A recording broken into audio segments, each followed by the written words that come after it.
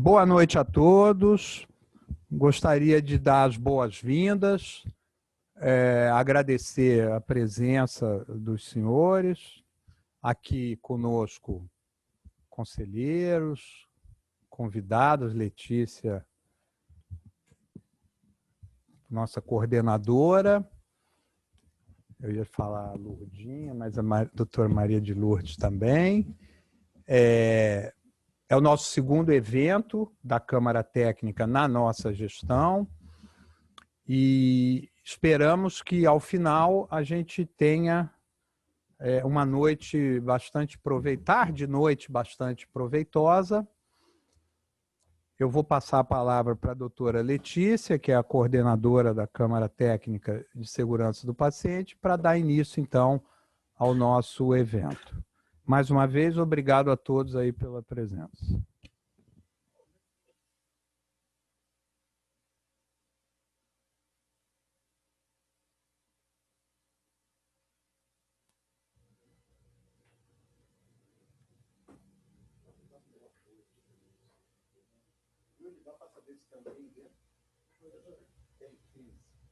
Boa noite a todos. Primeiramente, gostaria de agradecer a toda a diretoria do CREMERGE, aos conselheiros, aos membros da Câmara Técnica de Segurança do Paciente, por todo o trabalho que o grupo vem desenvolvendo ao longo desses 2 anos. O tema segurança do paciente ele é tão importante que a Organização Mundial de Saúde definiu um dia específico para celebrar esta data.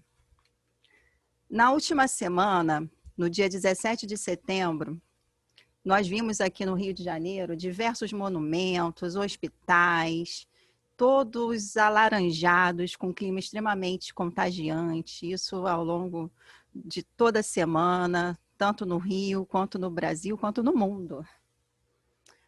Mas será que esse movimento não passa de uma moda, de uma novidade, ou é uma tendência que veio para ficar? Bom, muitos de nós temos conhecimentos das normativas, que não é novidade. Desde a década de 70, diversos decretos, portarias foram publicadas, principalmente com as discussões referentes à segurança no âmbito da anestesia, das doações de sangue, hemocomponentes, no âmbito do controle de infecção hospitalar. Em 99 foi criada a Anvisa. E a segurança do paciente aqui no Brasil, nós tivemos a primeira publicação em 2013, que foi a portaria 529, que instituiu o Programa Nacional da Segurança do Paciente.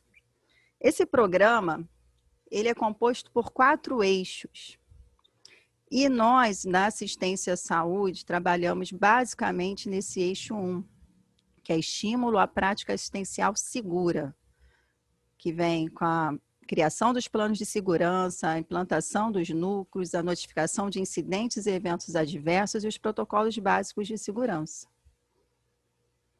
No mesmo ano, em 2013, foi publicada a RDC 36, que institui ações de segurança do paciente no âmbito dos serviços de saúde, com a criação dos núcleos de segurança do paciente e a abordagem de outras ações que vão além dos protocolos básicos de segurança.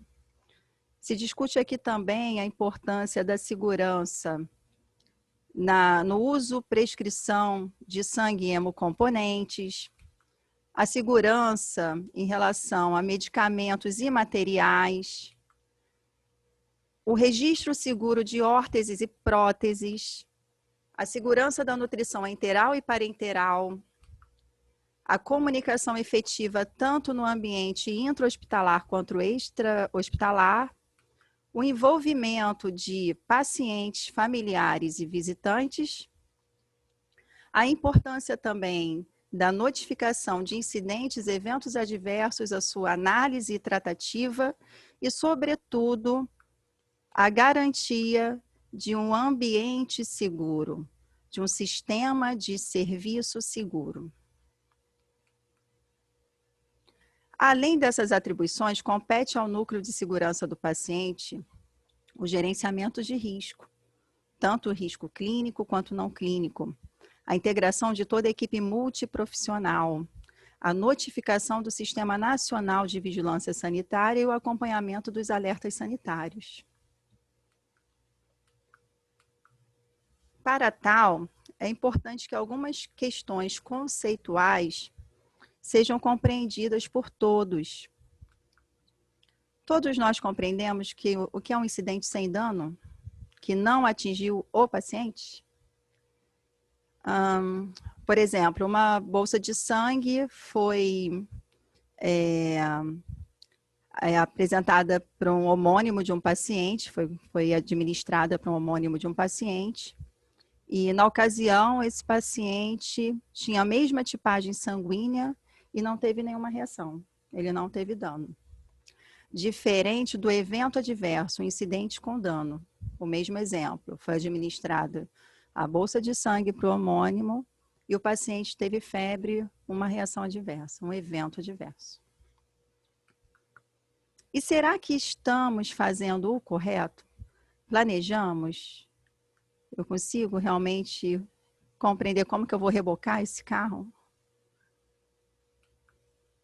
E será que eu aprendo com os erros?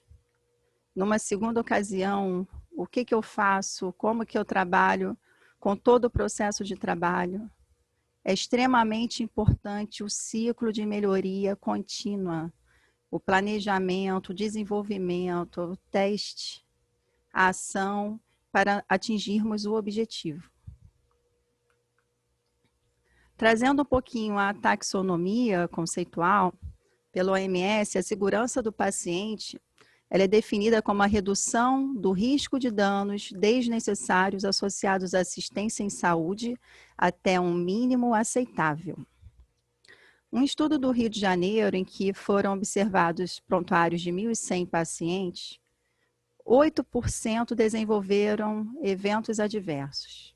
E destes, quase 67% eram evitáveis.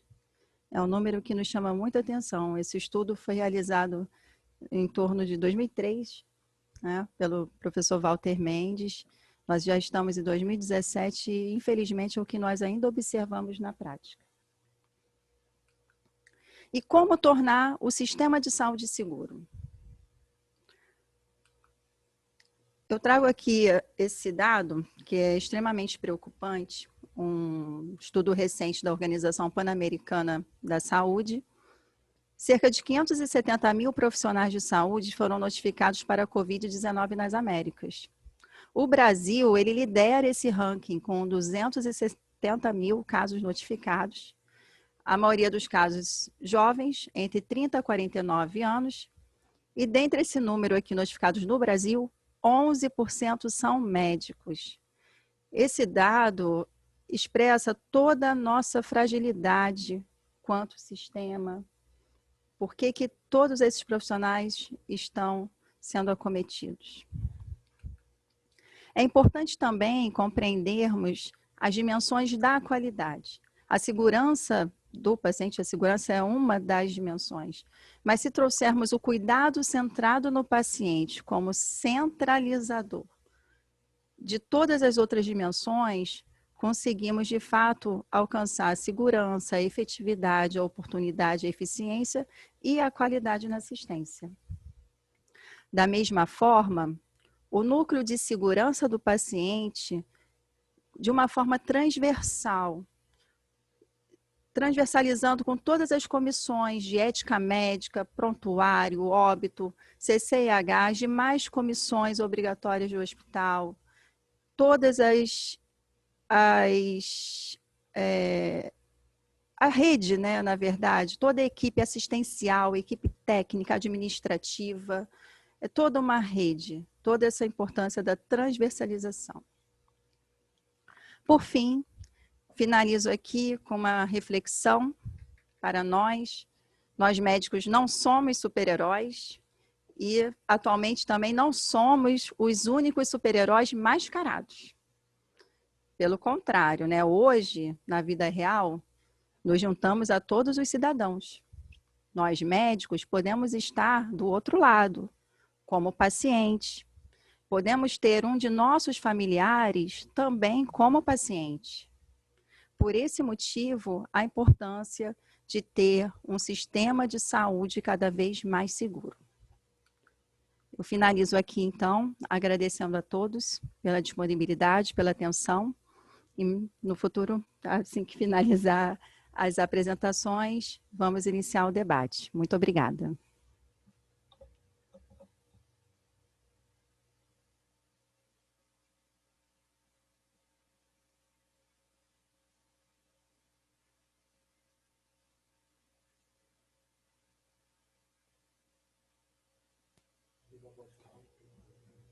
Vamos dar prosseguimento, então, ao nosso segundo Fórum de Segurança do Paciente, doutora Maria de Lourdes Moura, coordenadora da Coordenação de Segurança do Paciente e Gestão de Risco, da Secretaria Estadual de Saúde, assessora técnico-científico do Proqualis Fiocruz e membro da Câmara Técnica de Segurança do Paciente do CREMERGE.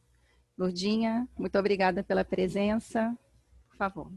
Muito obrigada, é um prazer estar aqui com vocês, compartilhando, né, essa discussão sobre a segurança do paciente, parabenizando o CREMERGE por estar realizando esse segundo fórum da Câmara Técnica de Segurança do Paciente, né? Extremamente importante. Letícia abordou um pouco a importância da segurança que foi expressada pela existência hoje de um Dia Mundial para a segurança do paciente, que é o dia 17 de setembro, tivemos um dia riquíssimo em todo o mundo, no Brasil também, né? E que culminou, e acho que é bem representativo, o Cristo Redentor na cor laranja, que foi uma homenagem muito grande para todos nós. Eu trago aqui, no início da minha abordagem, sobre os núcleos de segurança, fatos sobre a segurança do paciente baseados num documento de setembro de 2019 da Organização Mundial de Saúde. Primeiro, 1 em cada 10 pacientes sofre danos durante os cuidados hospitalares, o que Letícia apresentou na pesquisa conduzida pelo Walter Mente. Hoje já se conclui que 10% dos pacientes sofrem algum evento adverso, algum dano. E esses eventos adversos, eles constituem uma das 10 principais causas de morte e incapacidade em todo o mundo. Como exemplo, práticas relacionadas à medicação inseguras e erros de medicação promovem danos a milhões de pacientes, custam milhões de dólares todos os anos, está aqui, né? 134 milhões de dólares relacionados a esse tipo de evento adverso.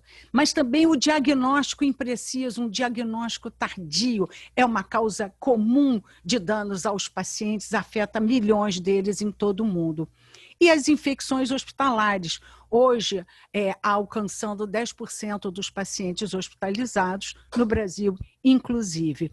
E chamando a atenção da cirurgia, temos mais de 1 milhão de pacientes que morrem anualmente por complicações devidos à cirurgia. Também temos questões de danos relacionados à atenção primária à saúde. 4 em cada 10 pacientes têm algum dano. Nos países de baixa e média renda, como o Brasil, temos algumas questões que devem ser consideradas. Nesses países, ocorrem de 5,7 a 8,4 milhões de mortes anualmente relacionadas à baixa qualidade na oferta de cuidados de saúde, com um custo pela perda de produtividade por quem é atingido por esse evento adverso entre 1,4 a 1,6 trilhões de dólares anualmente. É um recurso que não podemos gastar desta forma. E temos ainda uma combinação de diversos fatores desfavoráveis que contribuem para a insegurança do cuidado, como a falta de pessoal, estruturas inadequadas, muitas vezes a superlotação, falta de materiais, equipamentos básicos e também falta de higiene e saneamento. Muitas unidades básicas de saúde não têm acesso à água de abastecimento atendimento, nós sabemos disso, sabemos como as nossas estruturas, muitas estão inadequadas à oferta do cuidado de saúde. E como é que a gente enfrenta, no campo da segurança do paciente, esse conjunto de problemas? A partir de práticas de segurança do paciente que Letícia apresentou anteriormente, todos os protocolos básicos de segurança do paciente e demais ações previstas no Programa Nacional de Segurança do Paciente e também na Resolução RDC 36 de 2013. E o que são essas práticas? São estruturas ou processos de cuidado, eles são distintos, né, para cada risco e são claramente reconhecíveis, são usados para prestação de cuidados e têm um objetivo: reduzir a probabilidade ou a gravidade de danos que ocorrem aos pacientes relacionados com sistemas, processos ou ambientes de cuidados. Essas práticas não podem ser implementadas isoladamente para que tenham sucesso. Não é possível você implementar um protocolo básico de segurança do paciente olhando apenas uma categoria profissional ou apenas um setor dentro de uma unidade hospitalar ou dentro de um serviço de saúde. E a estratégia utilizada, ela tem que ser ampliada, porque envolve o quê? Diversas questões. Elabora um protocolo, faz a capacitação da equipe, providencia o material e equipamento necessário, portanto, a estratégia ela deve ser ampliada.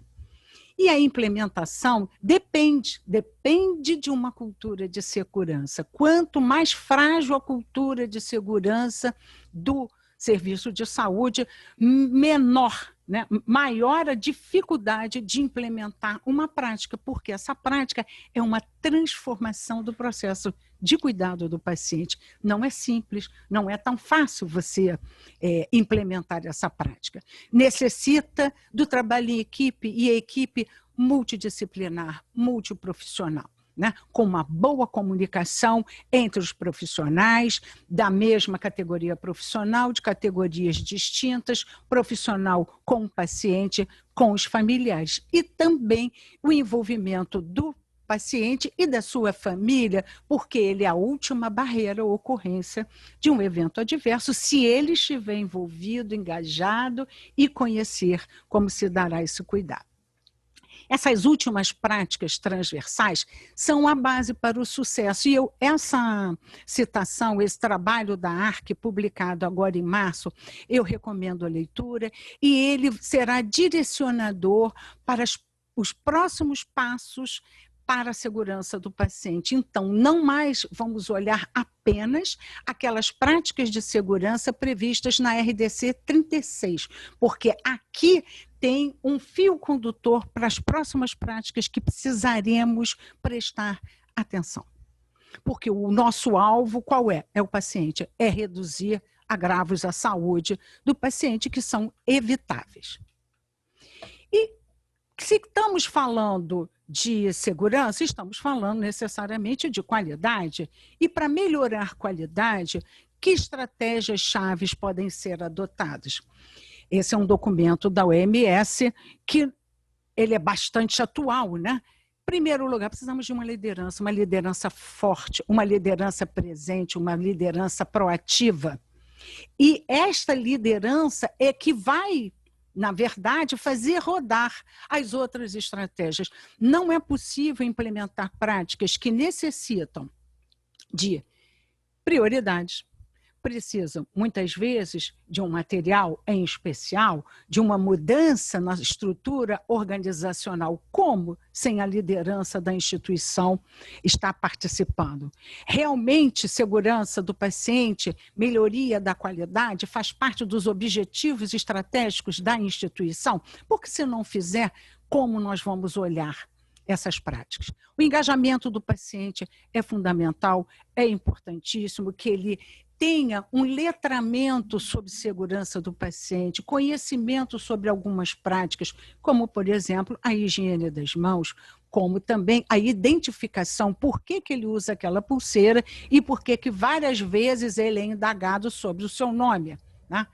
A regulação e padrões, termos, regulamentos e padrões técnicos porque eles são os diretivos dessa transformação. O Brasil tem, foram mencionados já alguns regulamentos no país, mas sem capacidade organizacional para que realmente essas práticas sejam adotadas na instituição e que haja, de fato, uma melhoria usando todas as ferramentas da qualidade, não alcançaremos. Eu vou me concentrar na capacidade organizacional na minha apresentação.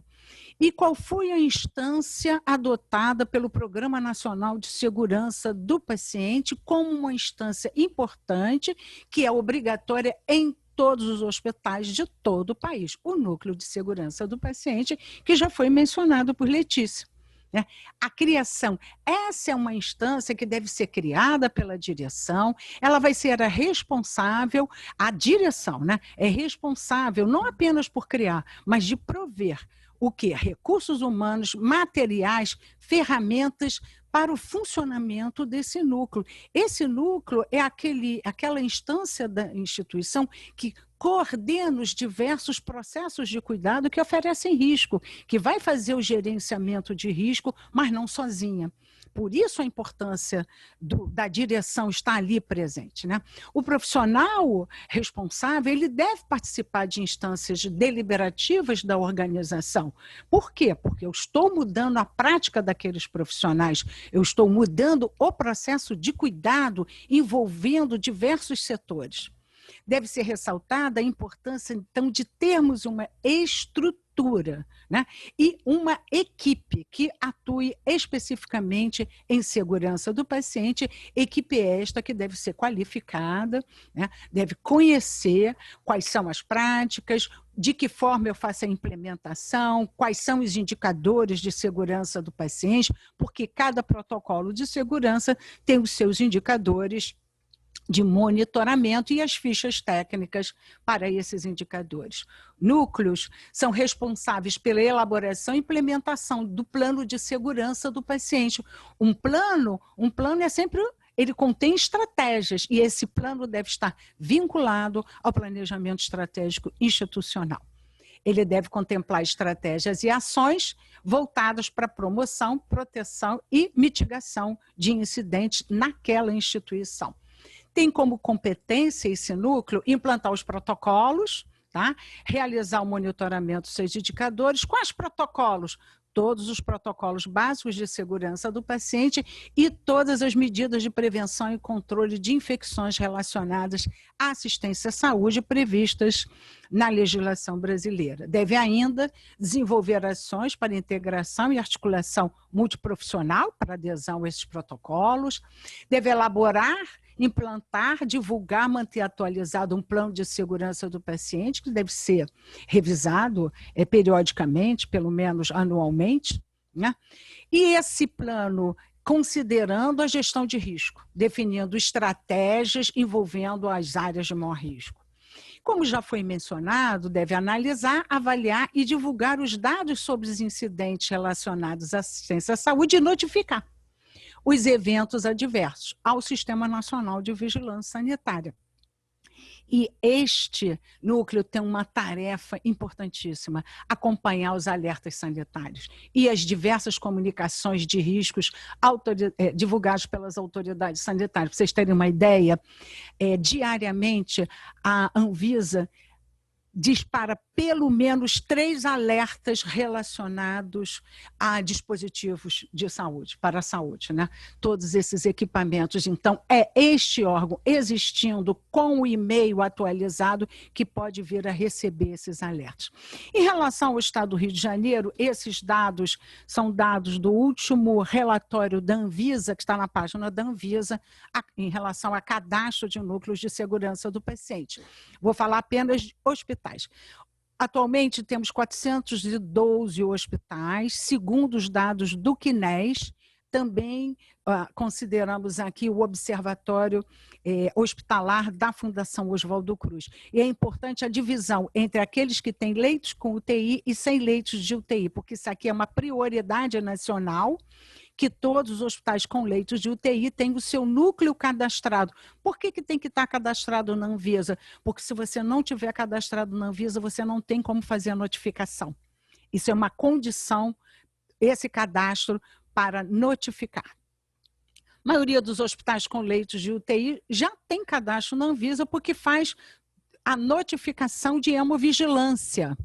Já tem um gestor, né, do Notivisa, né, um administrador disso. Então, esses hospitais com leitos de UTI são 255 no nosso estado, 48 ainda não têm um núcleo cadastrado. Portanto, como vamos acionar numa emergência essas unidades? Né? Ter o núcleo facilita e muito. Né? Quanto aos hospitais sem leitos por UTI, apenas 18 têm o núcleo. Então, aqui tem uma inversão. Esse aqui é um problema. Né? Os hospitais sem leitos de UTI não têm núcleos, já os que têm leitos de UTI, uma parte menor ainda não possui. Né? E aí, isso se reflete na notificação de acidentes. Esse é o último relatório da Anvisa, foi publicado em julho ou agosto. E o que nós temos aqui de informação? No período de julho de 2020 a junho de julho de 2019 a 2020, temos aqui o consolidado das notificações, e aqui nesse outro gráfico nós temos quais foram os tipos de eventos adversos. Mas lá no Rio de Janeiro. Olha só, gente, então, esse resultado aqui, na verdade, não é do Rio, é de Minas e São Paulo, mas também um pouquinho do Paraná e do Distrito Federal. Aqui são os principais estados que notificam. E o Rio de Janeiro sempre nessa posição muito ruim, e eu trago essa discussão para o CREMERGE também. O que isso representa? Não tem eventos adversos, ou eu não estou notificando, ou eu não estou sequer investigando internamente. De qualquer forma, no restante do país, o que temos são as falhas durante a assistência, lesão por pressão, falhas envolvendo catéter venoso, isso é extremamente importante aqui no estado do Rio de Janeiro, queda de paciente, falhas de identificação. Mas não representa o Rio. Né? Neste mesmo período, né, o que nós tivemos de notificação mês a mês no nosso estado? Vocês podem ver aqui a quantidade. Não é expressiva. Né? Para quem tem 400 e tantos hospitais, ter 240 notificações mensalmente representa muito pouco. Isso é bom ou isso é ruim? O que isso representa? Além de termos uma quantidade muito pequena, quando vamos ver o grau de dano desses incidentes, vimos que a maioria não é nenhum evento adverso, porque não teve dano. Tá? E pouquíssimos que geraram óbito. Por isso, nós perdemos a oportunidade de aprender com o próprio erro, aquele que não investiga. E quando eu não notifico, eu também não comunico a minha experiência para que o outro evite uma falha semelhante. Aqui neste outro gráfico, uma outra forma de apresentação. Incidente sem dano sequer precisa ser notificado. Acho importante destacar uma estratégia adotada no Sistema Nacional de Vigilância Sanitária, que tem como objetivo induzir a transformação e estimular a adesão às práticas de segurança, que é uma avaliação nacional dessas práticas. Ela vem sendo adotada desde 2016, existe um formulário nacional, aqui são as orientações, temos aqui também o link, né, para encontrar essa documentação, constituído de 21 indicadores de estrutura e processo, todos previstos na RDC 36, e que o prazo termina no dia 30 de setembro, para que os hospitais com leitos de UTI possam participar dessa iniciativa. Vocês vão ver como ela é importante, ela é interessante. Porém, até a data de hoje, apenas 48 hospitais preencheram o formulário, e nosso alvo são os 255 que têm leitos com UTI. Como é que isso é? Qual a importância disso? Nós temos um plano integrado de gestão sanitária de segurança do paciente no Sistema Nacional de Vigilância Sanitária, que busca gerenciar risco, né? Primeiro, O risco é avaliado pelo próprio serviço, quando ele identifica uma falha. Ele mesmo identifica a falha. Portanto, primeira oportunidade de melhoria. Em seguida, todo esse material é analisado pela Vigilância Sanitária Estadual, equipe profissional, equipe de servidores, qualificada, especializada, além de serviços serem inspecionados para verificação dos dados em loco. Depois dessa análise pela vigilância sanitária, tem um resultado final. Para aqueles que são considerados de alta conformidade, recebe uma devolutiva, meus parabéns, e há uma publicação anual pela Anvisa desses hospitais. Para aqueles que acertarem, tiverem 100% de positivo nesses indicadores, receberão uma declaração de excelência. Para aqueles considerados de média conformidade, tem mais um momento de aprendizado. Na devolutiva, uma solicitação de adequação às práticas de segurança. E aqueles considerados de baixa conformidade também terão essa oportunidade, mas não mais por solicitação, e sim por determinação. E essas solicitações de adequação são monitoradas. E aqui eu trago o resultado do ciclo de avaliação das práticas de segurança do paciente de 2019. A meta nacional era que 80% dos hospitais com leitos de UTI participassem, e a meta desse ano é 90%. O que foi alcançado foi 67% em termos de Brasil, mas o Rio de Janeiro não. O Rio de Janeiro ficou um pouco abaixo de 60%. Tivemos a participação de 137 hospitais, é importante destacar, é hospital. Não é o serviço terceirizado dentro de um hospital, né? É o núcleo de segurança do paciente daquele hospital que deve preencher esses documentos. Aqui temos só um gráfico apresentando quais foram os critérios de avaliação que foram os mais importantes. Que falhas são essas? Essas falhas são discutidas num Comitê Estadual de Segurança do Paciente, discutida depois, devolutivas para os hospitais. Que problemas são esses? Há falhas no plano de segurança do paciente, também falhas no protocolo de inserção e manejo de catéter, né, venoso central para prevenção de infecção, falhas nos processos, nos protocolos de prevenção de erros de medicação e também na resistência bacteriana. Mais uma oportunidade de aprendizado quando eu olho e me comparo com os demais hospitais do estado do Rio de Janeiro e posso também me comparar a nível nacional. Portanto, não participar dessa iniciativa é não ter 3 oportunidades de melhoria. Eu agradeço muito a atenção de vocês e deixo aqui qual foi esse grande slogan do Dia Mundial da Segurança do Paciente, e que não parem, né? Defendam a segurança do profissional de saúde. Letícia salientou como médicos e demais profissionais foram acometidos pela Covid, e sabemos que profissionais de saúde seguros, teremos pacientes mais seguros. Não existe segurança do paciente sem a segurança do trabalhador da saúde. Obrigado pela atenção.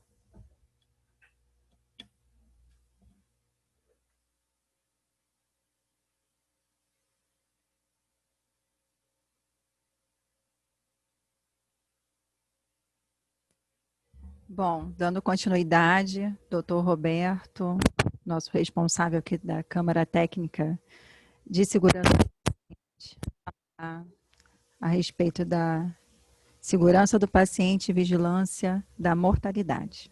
Por favor, Roberto. Boa noite a todos. Eu gostaria de agradecer aos membros da Câmara Técnica de Segurança do Paciente. Tem sido uma experiência excepcional. Acho que nós temos avançado bastante e eu vou provocar o debate ao longo da minha apresentação.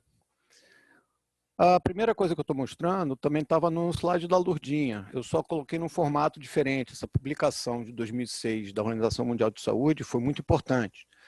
E ela colocava etapas bem discriminadas para a segurança. Então tem que ter um ambiente favorável, A questão da liderança está aí, você tem que ter política, leis, normas, tem que quebrar a barreira, uma barreira grande da comunicação, hierarquia, cultura. É preciso ter certeza da garantia de sigilo, isso é um problemaço.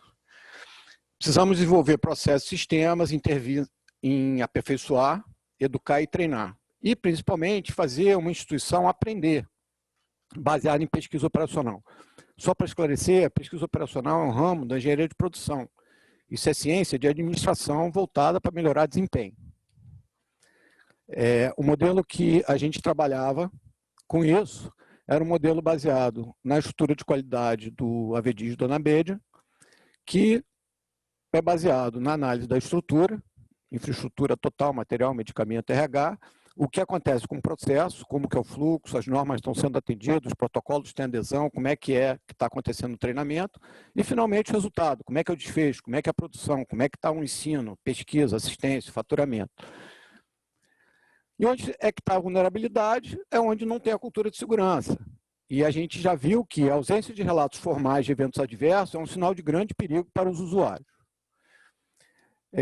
Eu quero lembrar que na área de bate-papo tem todos os documentos completos que eu estou citando.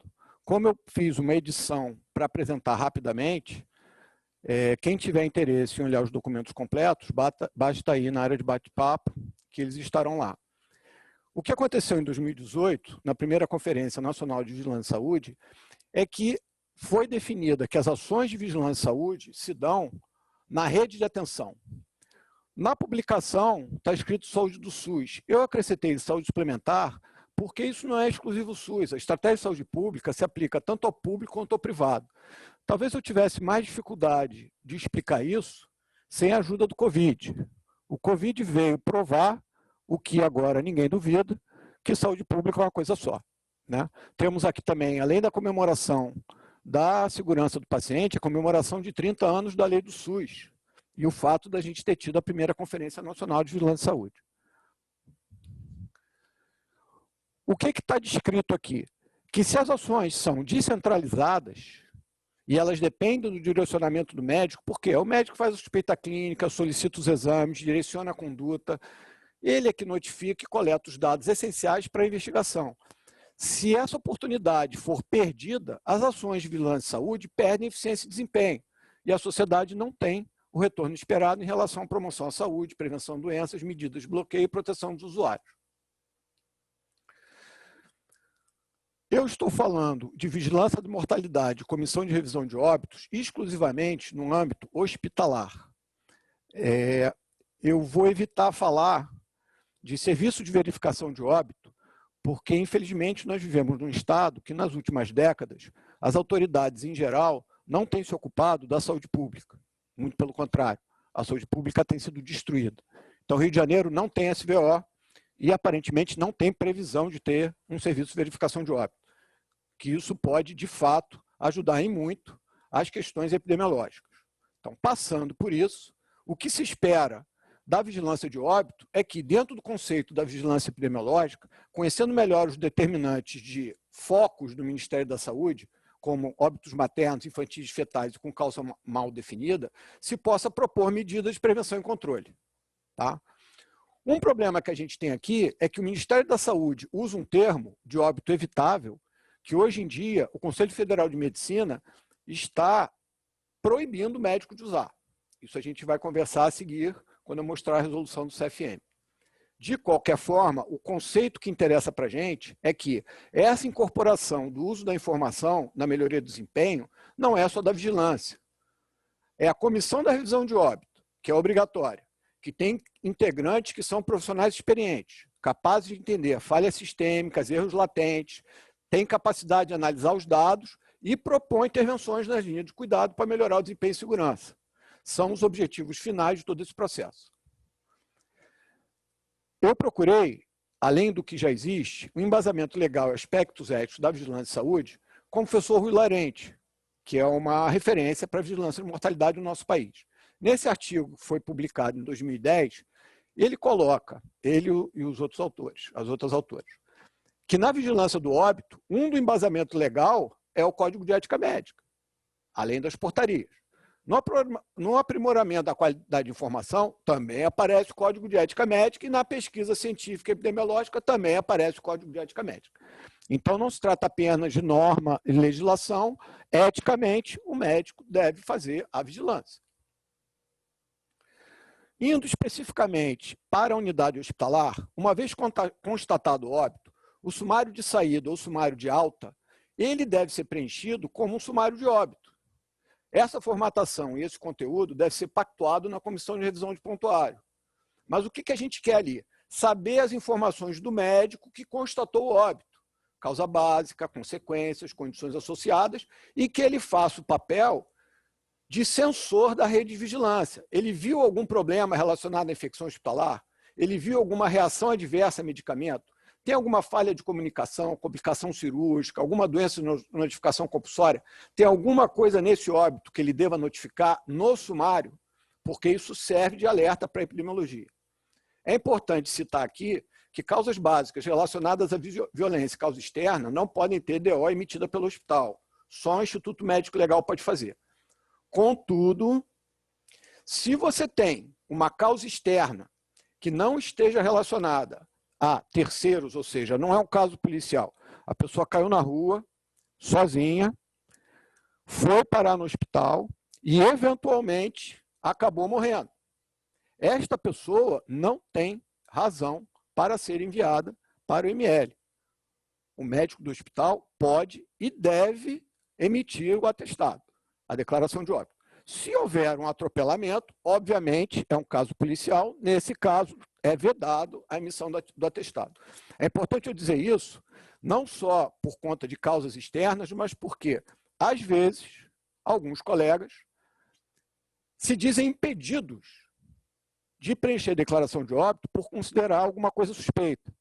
É vedado ao médico dizer que é suspeito sem apontar evidência para a suspeição. Nós temos recebido denúncias do Instituto Médico Legal, nós já tivemos episódios em que agentes policiais conduziram o médico por se recusar a preencher a declaração de óbito. Isso é vedado ao médico, a não ser que ele mostre uma evidência de que houve uma causa externa. Tá? Como nem sempre o médico constata o óbito, faz a declaração, uma vez que existe um tempo entre o desfecho e a chegada dos responsáveis com a documentação, se houver um sumário de óbito bem descrito, vai ajudar muito o preenchimento de quem não assistiu o paciente, porque o médico assina como substituto. É importante que, havendo preenchimento da declaração de óbito, seja feita uma cópia para anexar ao prontuário. Porque uma cópia vai para a família, outra cópia vai para o cartório, a cópia rosa é devolvida para a secretaria e no prontuário não fica nada. Então, para garantir isso, é importante fazer uma cópia da declaração de óbito. Eu coloquei também na área de download o manual completo do Ministério da Saúde do preenchimento da declaração de óbito. Isso aqui é um super resumo do que eu achei que devo falar. Primeiro, valorizar o momento do preenchimento. A declaração de óbito é um ato médico e essa importância pode ir além do que o responsável pelo registro possa perceber na sua rotina. Não se pode rasurar DO, mas se houver algum erro, pode-se colocar um asterisco e corrigir na margem. Se tiver mais de um erro, os asteriscos devem ser numerados para melhor entendimento. A vigilância de óbitos maternos e fetais é uma prioridade do país, é uma prioridade do Ministério da Saúde. É uma vigilância extremamente específica, não é fácil, mas a gente pode dizer, por exemplo, no Rio de Janeiro, epidemiologicamente, se houver um óbito fetal, se não for uma má formação, é muito provável que esteja relacionado à exposição à sífilis, porque o Rio de Janeiro é campeão brasileiro de sífilis, infelizmente. Nos campos de alternativas para comprovar diagnóstico, nós temos exame complementar, cirurgia e necrópsia, em que o médico pode assinalar se houve ou não uma base para ele definir a causa primária, a causa básica, perdão, que é definida como a doença e lesão que iniciou a cadeia de acontecimentos patológicos. Então, isso é chamado de causa básica. É fundamental que na última linha declare corretamente a causa básica e na parte 2, nas condições associadas, outras doenças ou lesões que, a juízo do médico, possa ter influído desfavoravelmente, mas não está nessa cadeia descrita na parte 1. Temos aqui também, além do download, onde é que é possível achar isso. Então, cabe à vigilância epidemiológica estabelecer uma rotina de investigação a partir dos sumários e de tudo que foi apresentado. Investigar os eventos relacionados à segurança, criar modelos de análise, participar ativamente das reuniões, e aí, sim, cabe à Comissão de Revisão de Óbito discutir as investigações, propor medidas de eliminação e controle dos riscos, analisar, discutir e implementar medidas após evento sentinela com desfecho fatal em conjunto com os responsáveis pela aplicação do protocolo. E todas as intervenções propostas têm que ter os seus resultados avaliados. Deixo aqui também, está na área de download, essa portaria da movimentação hospitalar, porque se cada um usa um padrão diferente para analisar a sua mortalidade, vai ficar difícil comparar unidades. Então, é importante conhecer isso. Basicamente, o que está descrito lá é a definição de taxa de mortalidade, que é uma proporção em que os óbitos são divididos pelo total de saídas, que inclui os óbitos e as transferências, por mês. Isso aqui é uma taxa. E o que nós podemos discutir em relação a essa taxa? Primeiro, a diferença entre mortalidade geral e mortalidade institucional. A gente vai considerar a mortalidade institucional aquela mortalidade que exclui os óbitos nas primeiras 24 horas de internação, porque esses óbitos podem não revelar a qualidade do cuidado e sim, eventualmente, um estado já avançado e difícil de reversão. Quais são os vieses possíveis nessa taxa?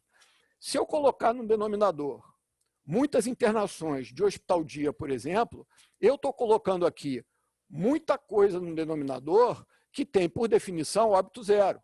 Então, eu estou colocando a taxa para baixo, de forma artificial.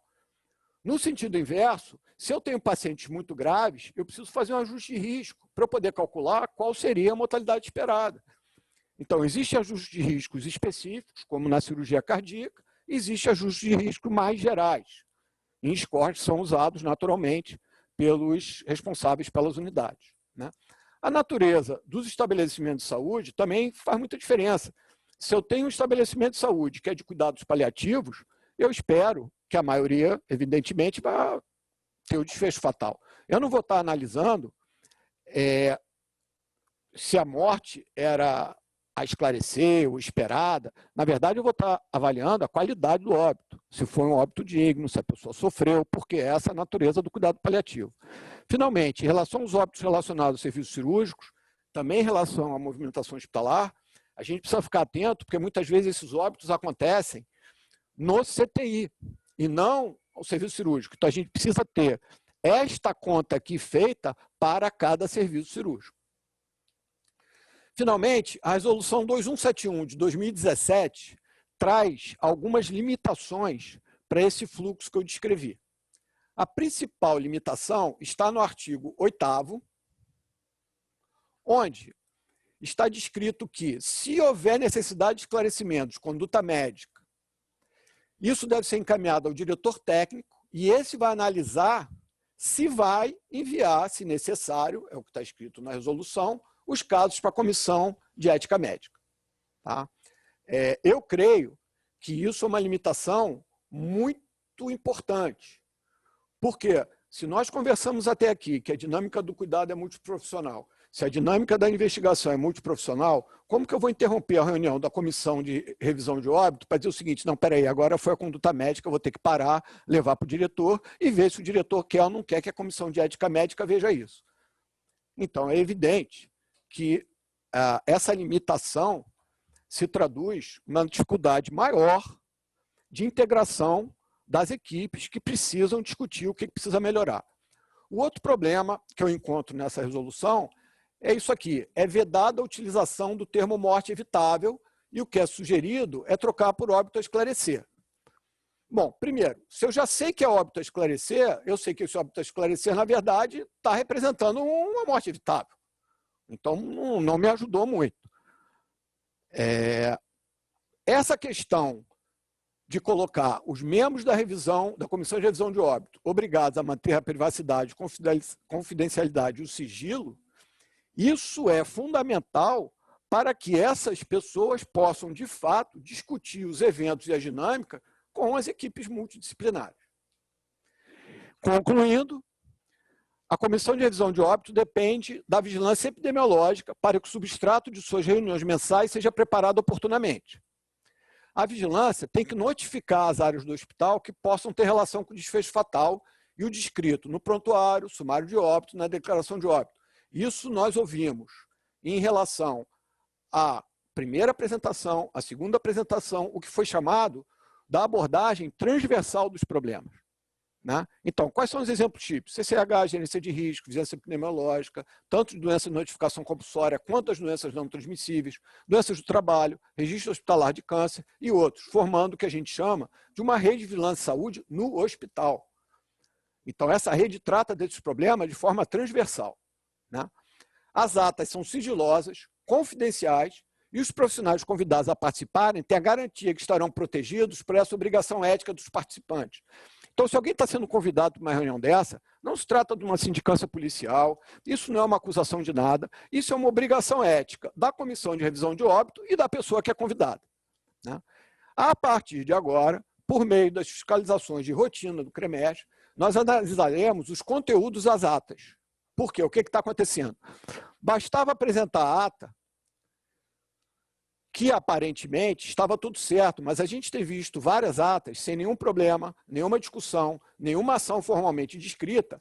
Então, aparentemente, nós temos que envolver mais os médicos, porque são os principais direcionadores dos desfechos analisados. E como já foi descrito, inclusive a doutora Maria de Lourdes já disse, nós não temos tido notificação. Como é difícil acreditar que não está acontecendo problema, é evidente que a gente está precisando melhorar essa faceta do processo. O resumo dessa apresentação é que toda atuação de médico no processo, seja na assistência, seja na vigilância, tudo isso é considerado dever ético, com a instituição, com as normas, com a vigilância e principalmente com os usuários e a sociedade. Então, a Câmara Técnica de Segurança do Paciente pactuou com a coordenação de comissões de ética médica a formulação de conteúdo de segurança do paciente, para que isso seja discutido no corpo clínico, mesmo na ausência de demandas e denúncias para discussão, para que isso seja parte da comissão de revisão de óbito. E a existência de um coordenador médico no núcleo de segurança do paciente, integrado com o responsável técnico, garante a interlocução direta do CREMERG com o sistema de saúde. Eu acho que existem muitas barreiras que nós não damos conta. Por exemplo, as barreiras legais. Né? Qualquer assessor jurídico de unidade pública ou privada pode dizer para o médico que se ele colocar num sumário de alta, um sumário de óbito no caso, que houve um problema, isso pode ser usado para processar o hospital. Então, que ele não deve fazer isso. Né? Eu vou deixar isso para o debate, eu não quero estender esse tipo de preocupação, mas a ideia dessa conversa é que a gente possa, no futuro, ter uma resolução do CREMERG, com a ajuda de todos, a ajuda dos responsáveis técnicos, da plateia, dos conselheiros, para que essa resolução possa ajudar a gente a alinhar o trabalho da Comissão de Ética Médica com o trabalho da Comissão de Revisão de Óbito. Muito obrigado.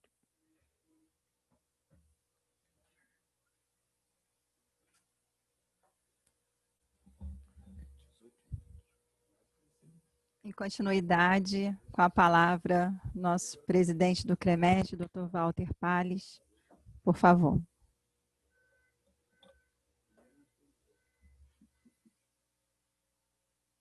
Bom, boa noite a todos novamente. A minha apresentação será a mais simplória de todos. O conteúdo dela, na verdade, é um conteúdo de apresentação, né, para a gente poder trazer ao conhecimento de todos como o CREMERG caminhou no sentido de valorizar exatamente os núcleos de segurança do paciente nas unidades. Aqui a nossa composição da Câmara Técnica, todos de notório saber na área, à exceção sou eu próprio, que acabei sendo responsável pela Câmara Técnica e acabei me envolvendo no momento inicial. Hoje, o pouco conhecimento que eu detenho é decorrente exatamente da participação de todos os demais membros, e aqui já fica o meu agradecimento formal a todos. Na verdade, a Câmara Técnica, ela iniciou suas atividades, pelo menos na nossa gestão, no ano de 2019. A Câmara Técnica começou em 2014, inicialmente como um grupo de trabalho. A diferença entre grupo de trabalho e Câmara Técnica é que grupo de trabalho é possível a permanência de membros não médicos, Câmara Técnica fica restrita aos médicos. E a mudança ocorreu principalmente pela necessidade de análise em alguns processos éticos, e aí, evidentemente, que a análise por não médicos conflitaria com essa necessidade. E o que eu quero trazer aqui, e de forma bem objetiva, e motivo pelo qual a resolução foi levada, né, a julgamento da plenária e foi aprovada, então hoje no Rio a gente tem uma resolução específica para a criação do núcleo de segurança, é que o fato de ter sido uma resolução do CREMERGE não implica em visão punitiva. O que a gente quer com a resolução, na verdade, é exatamente essa visão educativa, ou seja, o que foi falado pela Letícia, pela Maria de Lourdes e pelo Roberto, exatamente que o simples fato de estar analisando um evento adverso, um incidente, não significa processo. O CREMERGE tem uma atividade judicante, mas essa atividade demanda uma provocação. O que a gente quer é uma situação mais ativa dentro das próprias unidades para análise desses eventos e que, com isso, a gente possa, ao final, promover adequações. Então, a gente pensou em exatamente estar convidando os diretores técnicos para que pudéssemos expor essa resolução, mas pensando sempre nesse lado construtivo, tá? Uma posição construtivista. E aí, a demanda da resolução, e eu quero também deixar claro que a resolução saiu em meu nome, mas eu fui apenas o vetor para poder levá-la à apresentação da plenária de conselheiros, mas ela foi escrita a muitas mãos, né, a todos aqueles nomes que eu elenquei inicialmente, exatamente porque identificou-se, né, que o aspecto ético, a Maria de Luz apresentou que já existia uma normativa da Anvisa, mas em relação ao lado ético, ou seja, a necessidade de ter essa demanda do ponto de vista ético, ela não ocorria. Nenhum conselho no Brasil, e muito menos o Conselho Federal, tem algo que determine ou que oriente no sentido da presença dessas comissões.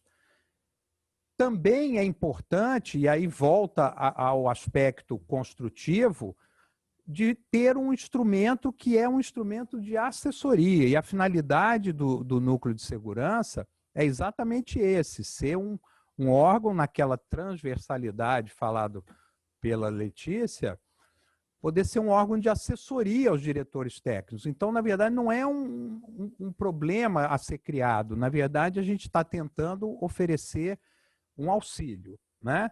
E, evidentemente, aí, enquanto CREMERGE, o que a gente visa sempre é melhoria na qualidade do atendimento e da própria segurança do paciente, coisas que estão intimamente relacionadas.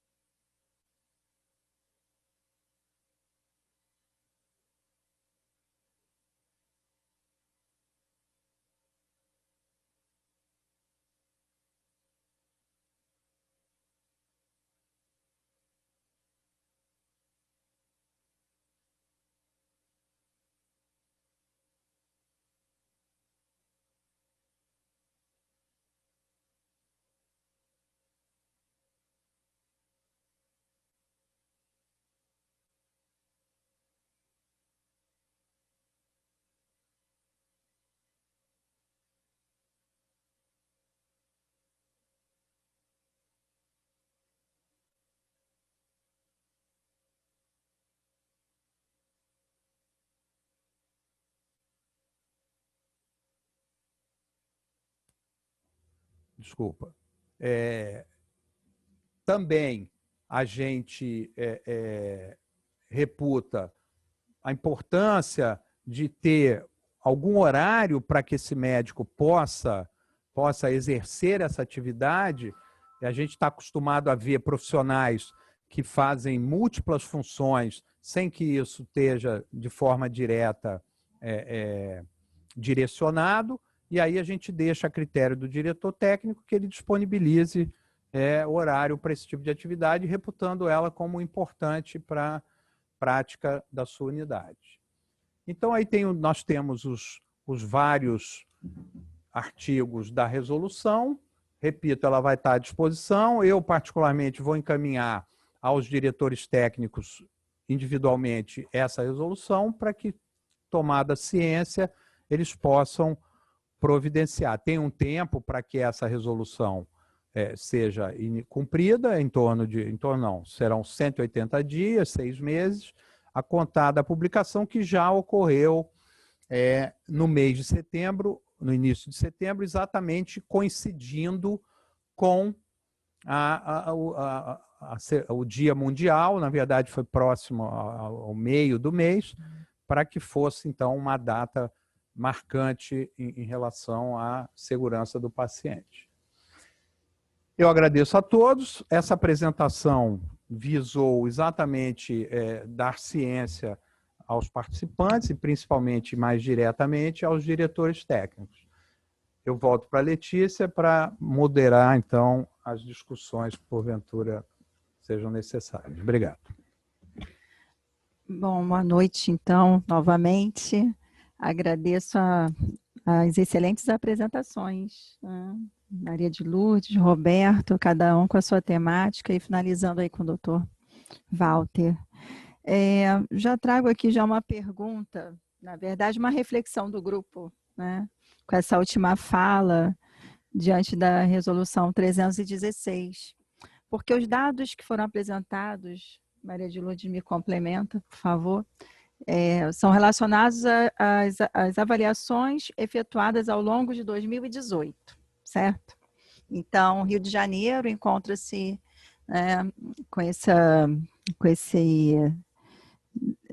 número completamente baixo em relação à adesão dos hospitais em relação à criação dos núcleos de segurança do paciente.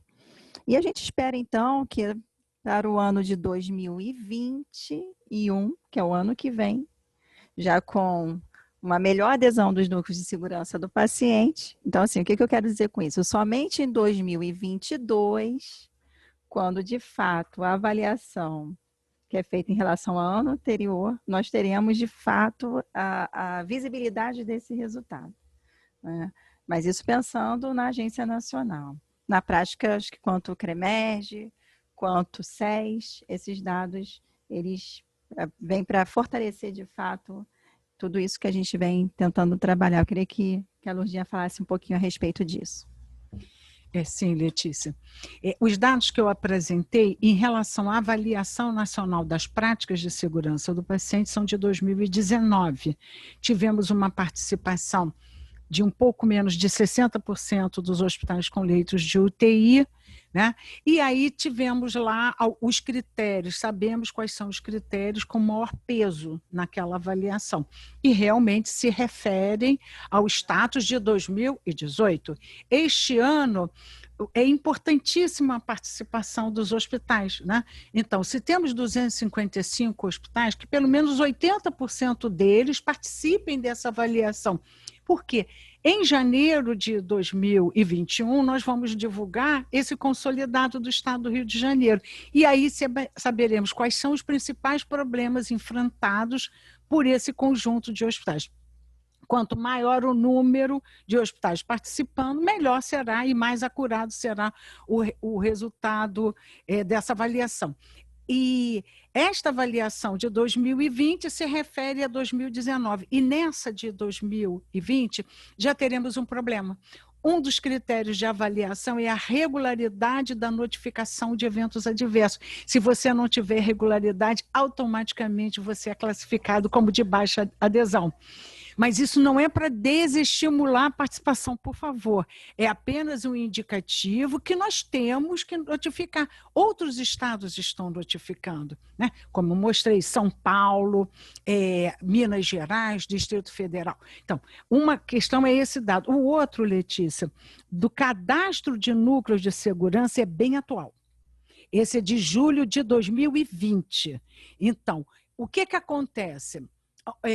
Que tipo de cadastro esses hospitais devem fazer? Primeiro, é obrigatório pelo Ministério da Saúde, tem uma portaria do Ministério determinando que no CNES o núcleo de segurança do paciente seja cadastrado. Então, lá no CNES, ele vai dizer quem é o responsável. Também não estão fazendo. Segundo, para que ele notifique, é importante que ele se cadastre. Isso é obrigação da Anvisa. A Anvisa é órgão regulador, temos segredos industriais, não é simples você acessar, mas é possível fazer esse cadastro. A Vigilância Sanitária do Estado está aí à disposição. Deixei até o e-mail para entrar em contato. 2 cursos vão ser oferecidos em outubro e novembro, exatamente para que esses hospitais consigam se cadastrar. O terceiro dado que eu mostrei foi o de notificação, é muito atual. Junho de 2020 mostra mais uma vez o Rio de Janeiro com desempenho ruim. Essa resolução do CREMERGE, certamente ela vem a contribuir, colocando a questão no âmbito ético profissional e não apenas sanitário. A infração sanitária tem um peso punitivo que a gente até evita, porque esse é um momento de aprendizado, de mudança, né, de adesão a práticas que são diferentes. Estávamos mais acostumados em relação à Comissão de Controle de Infecção Hospitalar, mas ainda não nos acostumamos com essas práticas em relação à exigência de protocolos, participar dessas avaliações nacionais e notificar. E essa questão, a baixa adesão do Estado do Rio de Janeiro, com essa nova normativa do CREMERGE, eu penso que, primeiro, ter o núcleo, ter um coordenador. E eu gostei particularmente quando foi mencionado as resoluções em relação à comissão de revisão de prontuário, a revisão de óbito, né? Quando as atas precisam ser encaminhadas para avaliação pelo próprio CREMERGE, talvez seja necessário avançar um pouco mais em relação ao núcleo de segurança, não com o objetivo de punir de forma nenhuma, é porque a regulação, ela orienta a transformação. Ajuda o diretor médico, é ele que precisa de ajuda nesse instante, né? Organizar essa estrutura toda. Eu acho que essa resolução do CREMERGE vem a contribuir, sim. E como foi discutido, né? Se eu não notifico, se eu não investigo e se eu não comunico o resultado dessa investigação, eu estou ou não estou cometendo uma infração ética, uma vez que eu também deixei de aprender e deixei de seguir uma prática que é altamente recomendada, com robustez de literatura científica internacional, da sua eficácia na prevenção de um risco. Essa que é a questão, né? Então, acho que o CREMERGE, quando traz para o âmbito da ética, é uma contribuição interessantíssima, muito relevante, que incentiva o debate. Posso só complementar aqui, Letícia? Na verdade, é só para corroborar a fala da Maria de Lourdes, e realmente trazer para o aspecto ético, e aí eu gostaria de deixar com palavras bem claras exatamente o que já foi dito, não é a apuração do fato que vai implicar no delito ético, e sim, na verdade, a omissão de análise dos delitos. Então, dos delitos não, perdão, dos possíveis, você vê que é uma falha comum, né? Então, exatamente, a não apuração, a não criação da comissão, a não apuração de fatos, enfim, esses dados ruins que a gente conhece, a não realização disso é que seria, né, contrária à nossa resolução. O fato acontecendo tendo essa investigação, tendo lá uma resolução, seja local, seja mais sistêmica, isso o CREMERGE não vai interferir nos núcleos de segurança do paciente. A gente quer apenas que ele exista, né? Que ele exista de forma atuante e que ocorra, em função dessa atuação, melhoria progressiva na qualidade e segurança dos serviços. É apenas isso. E como bem dito também pelo Roberto, em relação como que a Câmara Técnica pretende também, isso faz parte até de um projeto nosso, será apresentado em breve, em relação à questão de educação continuada, porque assim, acho que é o início. A partir do fortalecimento do núcleo de segurança junto às demais comissões. Hoje, no âmbito aqui do CREMERGE, toda a direção técnica, ela precisa apresentar as comissões obrigatórias de óbito, prontuário, controle de infecção. E agora a segurança do paciente. E claro que existem também as outras comissões, como foi discutido aqui. Mas essa questão ética de trazer a importância de seguir lá o Programa Nacional, como foi bem apresentado. Então, assim, a gente não está fugindo de nada que está ali na legislação. Pelo contrário, a gente somente está fortalecendo aqui no Rio de Janeiro e num momento muito, muito importante, mediante também tudo isso que está acontecendo na atualidade, né? Isso a gente não vai entrar aqui nesse mérito da discussão da pandemia, que de fato fez com que todos os serviços tivessem que, de uma forma muito dinâmica, se reorganizar, né? Em todas as formas e aspectos, mas sob o ponto de vista de organização, quanto à assessoria técnica, quanto a essas questões que de fato tem impacto direto na assistência, na qualidade da assistência. Né? E eu queria reforçar aqui essa fala do Roberto em relação à importância também da vigilância da mortalidade, o número também que a Maria de Lourdes trouxe, né? Somente 44 óbitos, ali num total de quase 3.700 notificações. Então, assim, de fato, o que de repente atribui tanta subnotificação aqui no Rio de Janeiro? Então, o que de fato a gente consegue com essa semente que está sendo plantada hoje, né, aqui? Acho que para a gente é um marco, acho que é uma coisa muito positiva nesse sentido de apoio. E outra observação que eu trago, e deixar isso bem claro também do ponto de vista conceitual, porque assim, realmente a segurança do paciente, a gente não está aqui com esse aspecto punitivo. No sentido de tratativa, melhoria, plano de ação.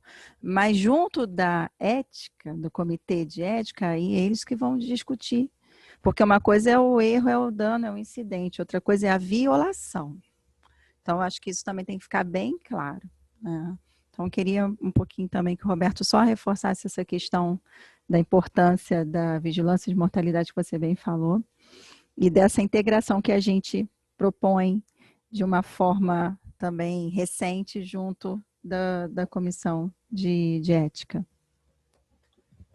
E para quem está nos ouvindo, né, e achando que o simples fato de estar no estado do Rio de Janeiro trouxe um ônus a mais para os profissionais do nosso estado, na verdade, essa resolução está sendo levada exatamente pela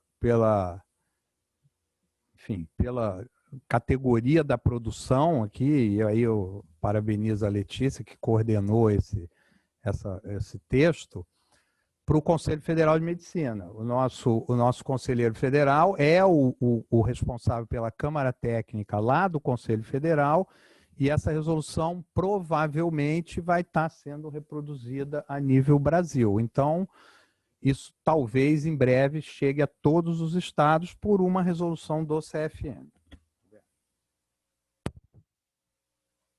Na minha opinião, eu acho que já falei isso, eu vou repetir, muito importante. Como a Comissão de Revisão de Óbito é formada por pessoas importantes na estrutura da unidade, essas pessoas não têm como pegar dezenas, às vezes centenas de óbitos e rever e investigar tudo. Por isso é que a vigilância tem que fazer o papel. Se a vigilância do hospital não faz o seu papel, a Comissão de Revisão de Óbito fica prejudicada. Ela não tem substrato para trabalhar, ela precisa de ajuda. Esse ponto é fundamental. Agora, existem hospitais de emergência no Rio de Janeiro, que tem 200, 300 óbitos por mês, sendo que uma proporção bem razoável desses são de causa indeterminada, são os grandes hospitais de emergência.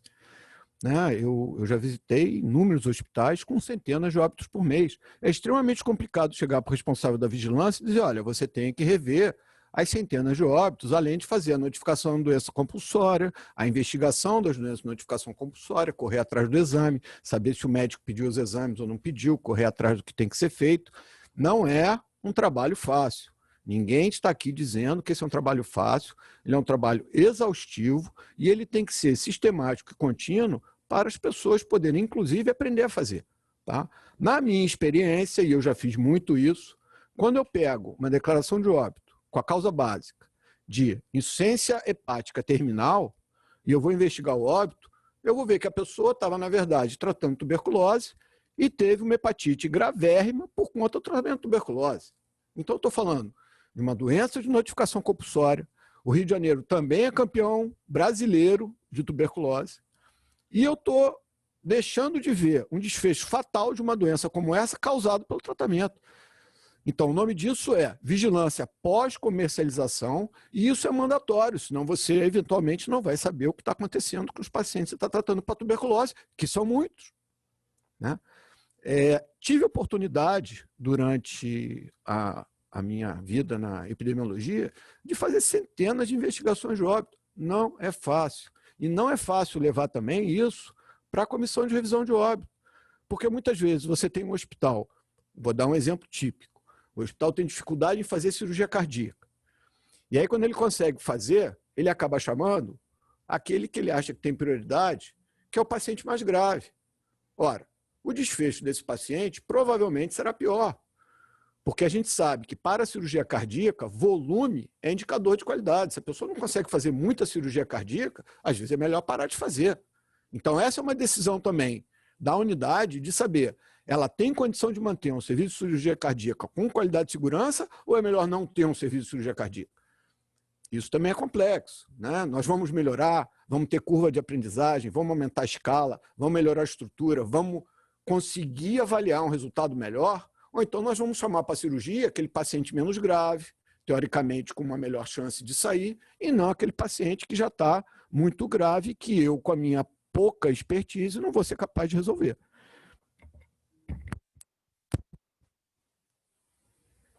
Só para também, de repente, ampliar aqui o debate, queria ouvir também da Maria de Lourdes, porque talvez, Lourdinha, o que você atribui essas subnotificações?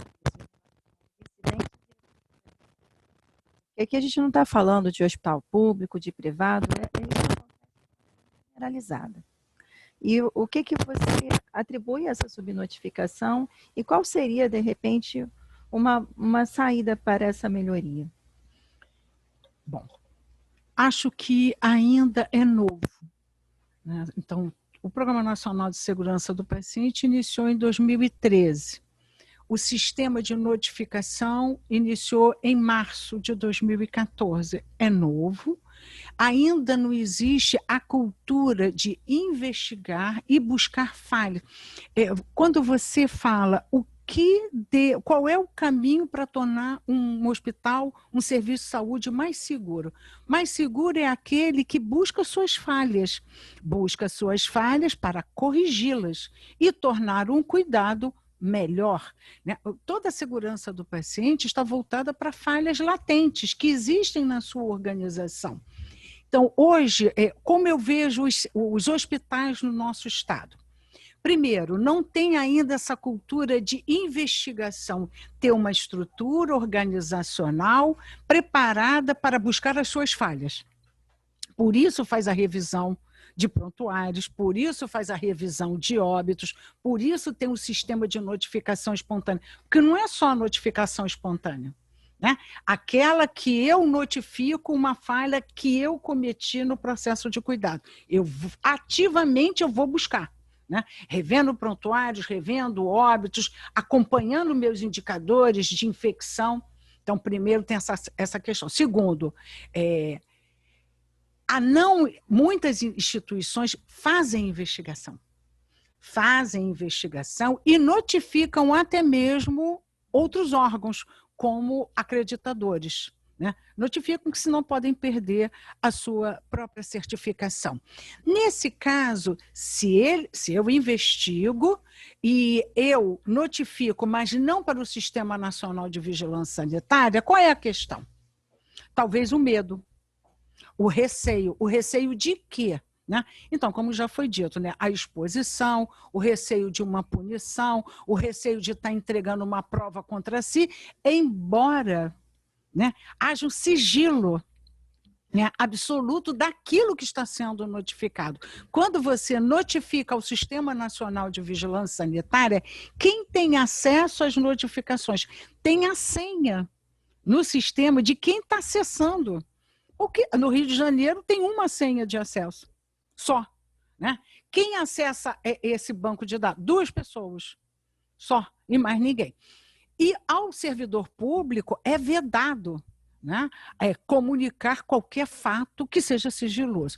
Talvez seja um momento de uma norma muito clara falando sobre o sigilo, como eu vi na de comissão de revisão de óbito. É absolutamente sigiloso. Quem investiga qualquer evento adverso, qualquer incidente em um hospital, em qualquer serviço de saúde ou na vigilância sanitária tem que garantir o sigilo, jamais expor. Tivemos uma situação recentemente no estado do Rio de Janeiro, onde foi identificado na investigação do incidente uma violação, mas queria utilizar os dados da reunião de investigação de notificação para a punição daquele trabalhador. E aí eu chamei a atenção. Não, alto lá. Não é esse o objetivo. Então, respondendo assim com bastante clareza, clarear todo esse cenário para que todos, primeiro, quem cometeu uma falha, porque errar é humano, todos nós podemos cometer falhas, só não falha quem não faz nada, está quieto, está parado, não vai cometer erro. Para que ele se sinta à vontade para notificar uma falha. E para quem está investigando, e até para o diretor médico dizer, gente, vamos notificar, eu não tenho que ter receio, porque isso tudo é sigiloso. E essa é a garantia que os hospitais necessitam, que esteja claríssimo. Acho que aí vamos ter... com mais tranquilidade. Precisa ter um grande investimento ainda na capacidade de investigação, né? Quais são as ferramentas de investigação de um incidente, de um evento adverso? É simples utilizar uma espinha de peixe, fazer uma análise de causa-raiz, identificar os fatores contribuintes. Não é tão fácil assim, né? Precisa de treinamento, precisa mergulhar, precisa de pessoas dedicadas. Por isso eu me concentrei tanto na capacidade organizacional, investir nessas pessoas, mas uma norma, né? Uma norma que diga que isso tudo é sigiloso para que os diretores também tenham a tranquilidade de notificar. Eu concordo completamente com a Maria de Lourdes. Quando a gente pensa em segurança, como também a gente vem conversando, a questão do controle de infecção, a CCH ela surge em 98, já são 22 anos, né? E realmente nos últimos 5, 10 anos, que de fato acho que ficou algo mais sólido da compreensão, acho que é indiscutível o papel do controlador de infecção.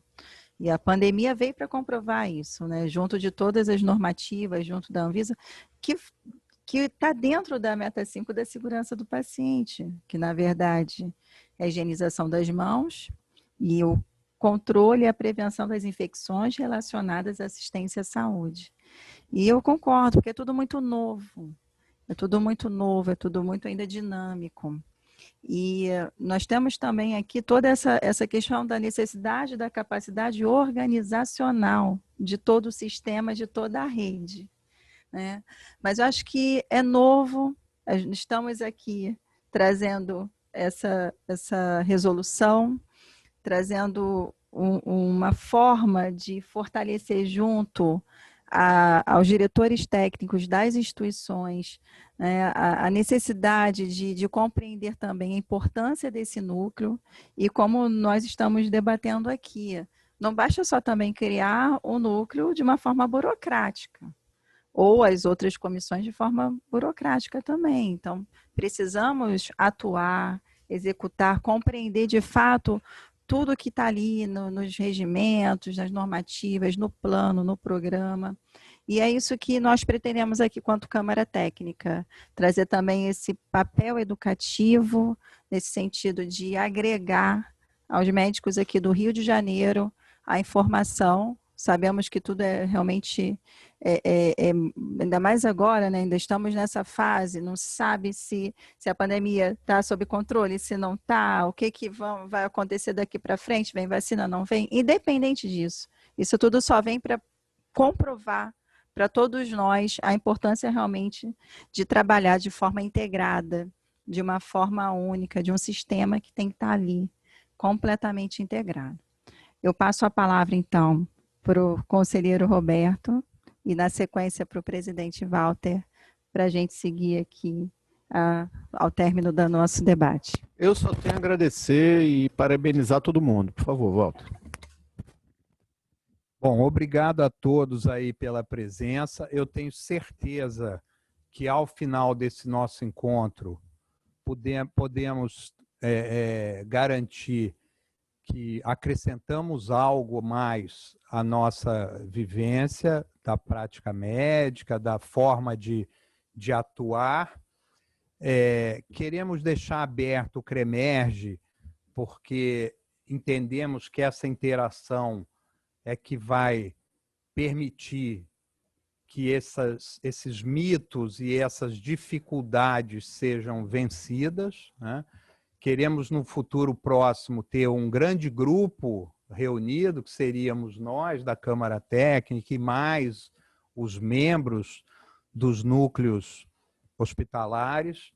Temos certeza de que esse objetivo pode ser alcançado. Então, quando concebemos a resolução, não pensamos em uma coisa distante, fora de uma realidade, sim algo para estarmos presentes, estarmos vivenciando diariamente essa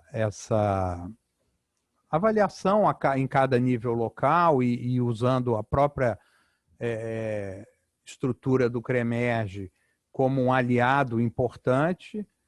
Então, eu espero em breve estarmos nos encontrando novamente. Eu agradeço. Acho que tem um chat ali, alguma coisa escrita. Eu só queria ver se é uma pergunta para a gente não deixar sem resposta. Não,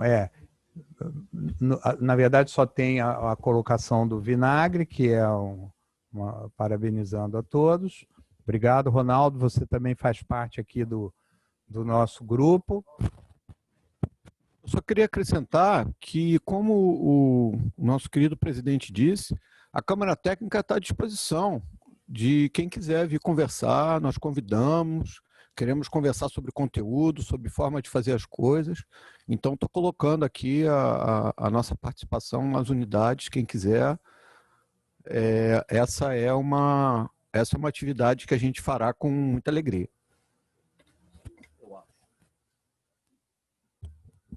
Bom,